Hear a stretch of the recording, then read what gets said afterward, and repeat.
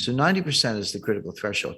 The US is at 131%, highest in history, which means we are well past the point where you can borrow your way to growth or you can borrow your way out of a debt crisis. And we were heading for a debt crisis. So the way it works is raise interest rates, tighten money, reduce the balance sheet, et cetera, get unemployment up. It doesn't sound like a desirable goal, but that's what it takes. And that's what happened in 1982. Get unemployment high enough so people are buying hamburger instead of steak. They're buying, whatever's the least expensive thing on the shelf, day-old bread instead of new bread, or they're not buying gasoline because they're not going to work, et cetera. That will bring prices down, but at a very high cost, which we just talked about, which is high unemployment and lower productivity. Meanwhile, the U.S. debt keeps going up. We haven't really talked about the debt. That part of it looks like 1981. But if you throw in a global financial crisis, then it starts to look more like 2008. Yeah, well, that's like a glacier. Glaciers are extremely powerful, but they move extremely slowly. There's some exceptions, but they kind of like, an inch a year, a couple inches a year, but they move mountains. I mean, they create rivers, they create canyons, they move mountains. They're extremely powerful, but slow. That's a good metaphor for the impact of debt. And when I talk about debt, in particular with the United States, but you can apply this to any country, I focus on the debt to GDP ratio, because you can't really talk about debt in isolation without thinking about the capacity to pay the debt. And a simple example, if you have a $50,000 balance on your credit card and you're making $30,000 a year and trying to pay rent in New York, et cetera, good luck. You're probably going to go bankrupt or at least default on that card. But if you owe $50,000 on your credit card, but you're making $5 million a year, it's, you just write a check. It's no big deal. My point is, you can't look at a $50,000 debt and decide if it's a problem or not unless you compare it to the income. And if it's too low, it's a problem. And if the income's high, not a problem. So that's why you use the debt to GDP ratio. The US just hit $31 trillion in national debt. That is national debt, almost all of it in the form of US Treasury securities. Not all of it, there are other obligations, but mostly US Treasury securities. Well, is that a problem or not? Well, one way to answer the question is compare it to GDP, do the ratio. The answer is that ratio is now a little over 130%. What was it in 1980 when Ronald Reagan was elected? The answer is 30%. 30% is completely comfortable. That's like the person with the $50,000 debt who's making millions. No big deal. 30% is comfortable. 50%, yeah, getting up there. Angela Merkel and all her years in Germany, and there's a lot of research to back this up, says that 60% was the limit. And that's what the Maastricht Treaty that created the European Union and the European Central Bank, that was their goal. They said, don't go over 60%. If you do, you're expected to take measures, raise taxes or reduce debt or reduce spending, do something to get that back down under 60%. If you say, what's the critical threshold where, water turns to steam, or, water turns to ice, or something changes in such a way that it's not the same. It's radically different, but it happens very quickly. The best research says the answer is 90%. And this comes out of, Ken Rogoff at Harvard, also Carmen Reinhart, who's now the chief economist at the World Bank. But they've looked at hundreds of cases over hundreds of years. And I like that because it's not just, kind of cherry picking data. Developed economies, developing economies, economies that issue debt in their own currencies, ones that issue debt in other currencies, principally US dollars, et cetera. So, a wide variety of case studies. And they show that when your debt to GDP ratio goes over 90%, your multiplier of additional debt goes below 1. So just to put that in context, at 30%, if I borrow $1 and spend $1, I might get $1.30 of growth. Assuming you spend it wisely, that's a big condition. But you borrow $1 and spend $1 and get $1.30 of growth. Okay, the debt was productive if you put it to good use. But that $1.30 gets smaller and smaller. As you get closer to 90%, it goes to $1.20, $1.10, $1.05. Past 90%, roughly, You borrow a dollar and you spend a dollar and you only get 95 cents of growth. You don't get your dollar back in terms of GDP. And then 90% and 85%, et cetera. So 90% is the critical threshold. The US is at 131%, highest in history, which means we are well past the point where you can borrow your way to growth or you can borrow your way out of a debt crisis. And we were heading for a debt crisis. Now, Stephanie Kelton, she's the big brain of modern monetary theory. She's a professor at State University of New York. She says it doesn't matter. That they always point to Japan. Japan is at 280%, way past any member of the peer group.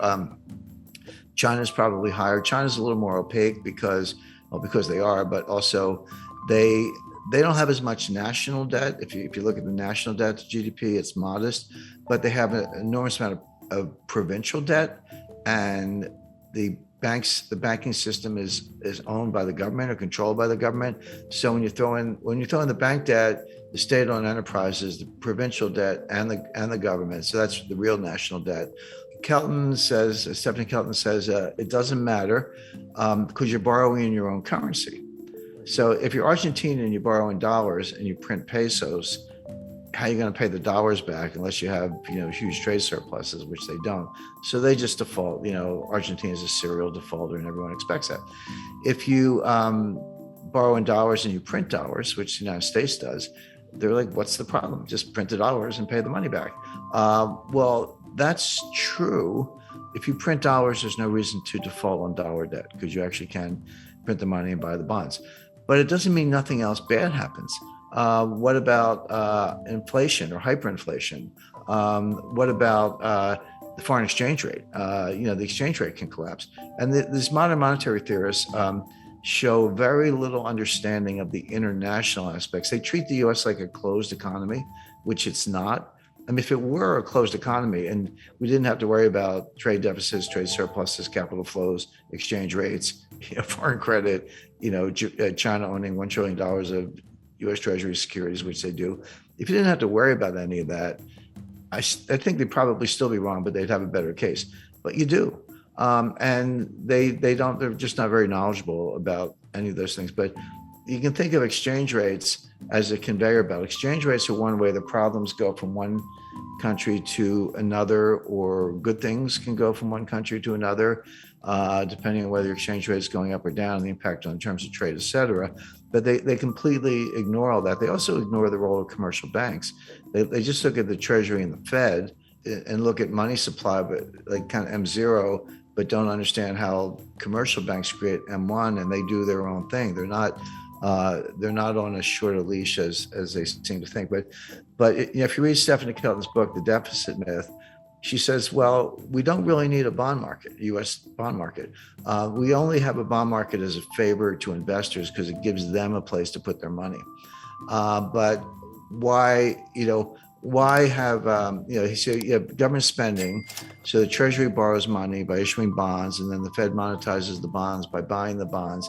And that gives the Treasury the money to pay the bills, et cetera. She says, do away with all that. Just give the Fed, wire instructions for Lockheed. And if you need 5 F-35 fighter jets, order them and just send the money right to Lockheed. Why do you need a bond market? I mean, she actually says that. So, okay, legally, that might be possible, but to suggest that you can do that without consequences is nonsense. And then you say, what about inflation? Their view is as long as there's excess capacity and unmet needs, et cetera, you're not going to have inflation because there's a lot of slack in the economy. That's a legitimate debate. But they say when inflation happens, raise taxes.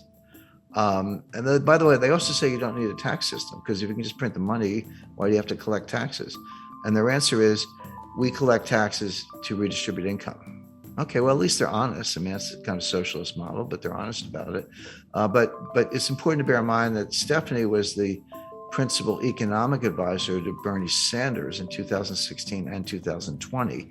And Bernie Sanders today is the chairman of the Senate Budget Committee, controls the purse strings. So coming out of Congress, and Biden's kind of a cipher. He's barely aware of his own existence.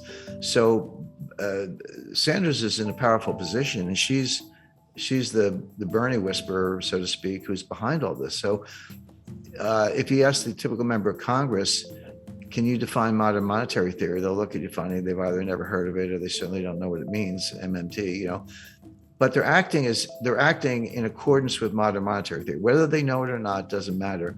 The actual behavior of the Congress, and again, just go back to COVID 2020, because we talked about the debt to GDP ratio. So in around May or June 2020, Trump put through a $2 trillion COVID relief package, and that was when the Paycheck Protection Plan, that was $800 billion, and everyone got the $1,200 check, et cetera, et cetera. And then at the end of December, at the very end of the Trump administration, they did another $1 trillion, almost. And that's when everyone got the $600 checks. And now you're up to $1,800. By the way, those checks, that is helicopter money. That's, what the Fed does is kind of nonsense. But when it's fiscal policy, not monetary policy, and you're handing out checks, that is helicopter money. And credit to Larry Summers for saying, you're going to get inflation out of this. Well, Biden comes into office in January 2021, and he's like, not to be outdone, he did his own COVID relief package. That was another $2 trillion. And that's when we all got the $1,400 checks. They handed them out. And then later that year, or they did the $1 trillion infrastructure package. And then just to top it off, what did we get recently was the just under $1 trillion Green New Deal, or I call it the Green New Scam. Well, and the baseline budget deficit, before everything I just described, the baseline budget deficit was about $1 trillion a year. So take $1 trillion for 2020, 2021, and 2022. Add on, $2 trillion for Trump's first package, $1 trillion for his second one, $2 trillion for Biden's first package, $1 trillion for the Green New Scam, and I think $1 trillion for infrastructure. That's $7 trillion on top of the $2 trillion baseline budget deficit. So that's $9 trillion piled on top of what was at the time about a $21 trillion national debt. So that's how we got to 30 trillion. That's how the ratio went from 106 to 131. These numbers are mind-boggling, and MMT says it doesn't matter. But it does matter, and it shows up the way I described earlier, which is it slows growth. You don't get growth. So best case for the U.S. is very slow, weak growth, which we saw from 2009 to 2019. Worst case is you throw a recession on top of that, which we're heading for, and the U.S. will be in fiscal distress.